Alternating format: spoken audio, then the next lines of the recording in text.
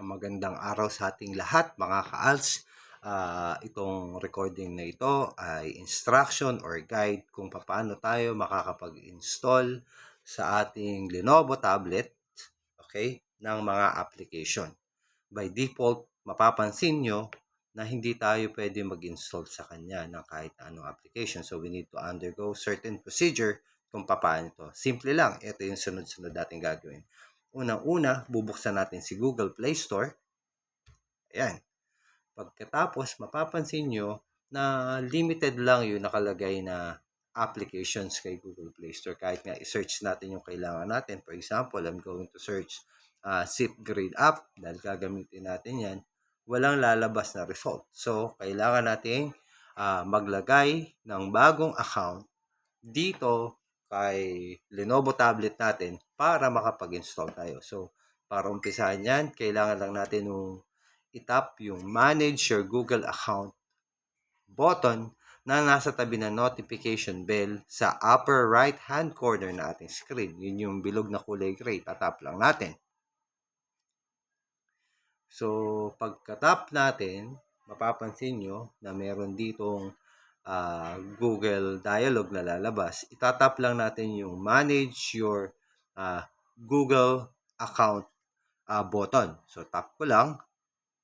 At pagkayari niyan, nakalagay no account on this device, magdadagdag lang tayo, kiklik lang natin yung add account. Dito, ang gagamitin natin ay yung ating DepEd account. Ngayon, meron ako dito sa screen na security pattern. Hindi nyo ito makikita, no? Sa part na to, naka-blanco yung screen natin.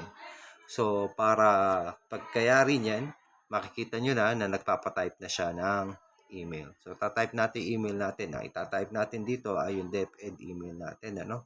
So, I'm going to type my DepEd email na.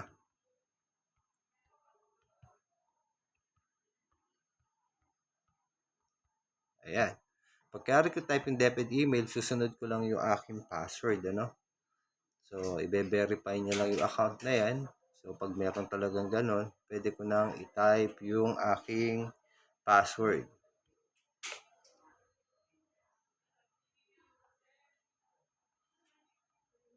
Yan, type ko lang yung password ko.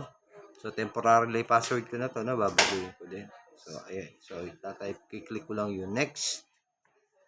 Ang susunod dito sa ating screen is yung pag-agree, ano? So, kiklik lang natin yung I agree dyan sa dialog, ano? Kasi first time, especially kung first time nyo to gagawin. Pag first time nyo to gagawin, guys, magsesend ito ng verification email dun sa inilagin nyo na email. Pupunta kayo dun sa email nyo, bubuksan nyo, tapos i-confirm nyo yung activity and then you verify. Pag na-verify nyo na siya, babalik ulit kayo dito, no, sa screen ng Play Store at itatap lang ulit natin yung Manage Your Google Account button sa tabi ni notification bell sa upper right hand corner na ating screen. So, tap ko lang, guys. Ayan. Pagka-tap ko nun, itatap ko lang tong bilog na button doon sa tapat ng currently na naka-sign in na account, ano? So, makita nyo yung bilog na may drop-down button. So, tap lang natin yon. Pagka-tap natin, makikita nyo, lalabas na yung isinign in ko na account. Tatap ko lang yun, yung randysansite@deped.gov.ph. And then, pagka-tap ko nun, mapapansin nyo, pwede na tayo mag-install ng app. So, hindi natin kailangang i-factory reset yung ating tablet, ano, para magawa ito. So, kailangan ito yung gawin natin para hindi mawala yung in-install ni DepEd sa ating tablet, ano. So, I'm going to click lang o tap yung search. Tapos, search ko na ngayon, guys, si SIPGrade. So, type ko lang yung SIPGrade. At mapapansin nyo ngayon, searchable na siya at i-install ko lang. So, sa kasalukuyan, naka-install na siya kasi dito, mapapansin nyo, no? Meron na siya dyan. So, I'm going to install a different software para makita na natin na pwede talaga tayo makapag-install ng software dito sa ating tablet. Okay? So, Halimbawa, I'm going to install GoodNotes for Android. So, tap ko lang yan. So, kung gusto ko i-install, then I'm going to tap install. At mapapansin nyo na I'll be able to mapapansin nyo guys, pinost ko lang yung video para hindi na makita installation process. Makita natin na na-install na yung application dito. So, kahit i-search ko din yung Kahoot, although naka-install na kasi dito, na-install ko na.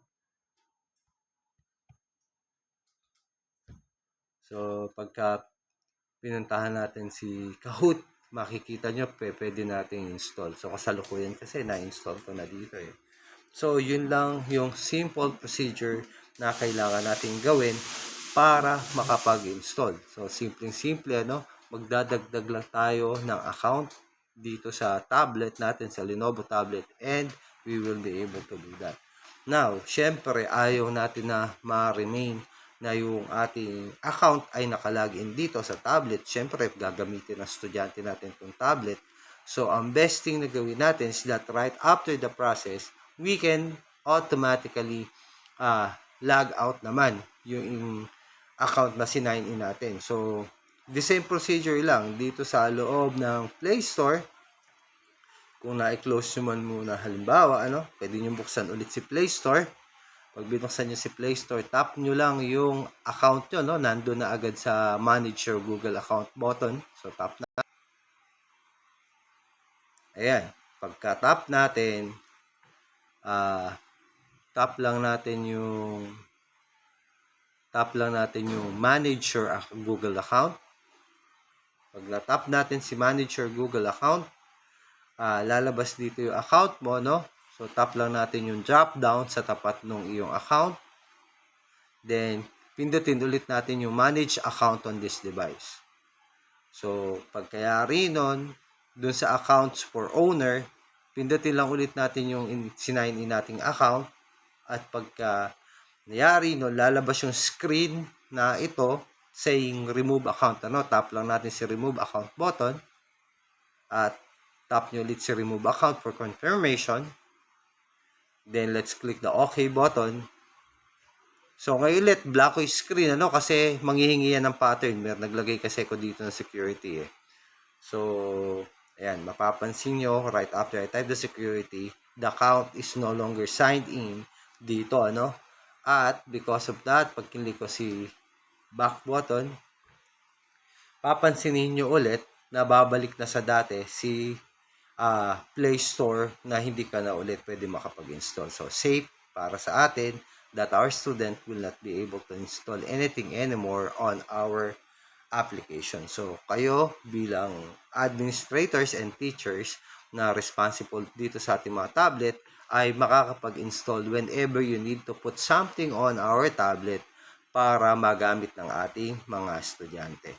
So, para hindi mahirap para sa atin, nag-prepare na din ako dito ng simple guide na text. So, nandito sa notes, buksan ko lang.